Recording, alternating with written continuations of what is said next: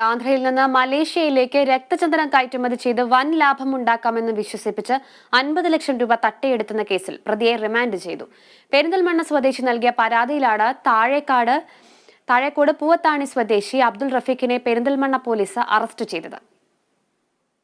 3 വർഷം മുൻപാണ് ആന്ധ്രയിൽ നിന്ന് മലേഷ്യയിലേക്ക് രക്തചന്ദനം കയറ്റുമതി ചെയ്ത് ലാഭമുണ്ടാക്കാമെന്ന് പറഞ്ഞ് അബ്ദുൾ റഫീഖ് പരാതിക്കാരനെ പരിചയപ്പെടുന്നത്.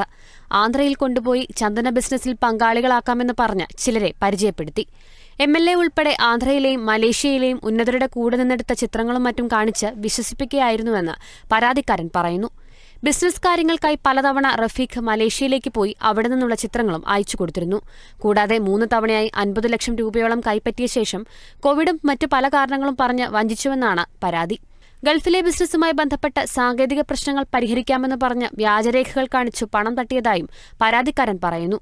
പെരിന്തൽമണ്ണ സ്വദേശി നൽകിയ പരാതിയിൽ DYSP M. സന്തോഷ് കുമാറിന്റെ നേതൃത്വത്തിലായിരുന്നു അന്വേഷണം. Kerala vision news, Malappuram.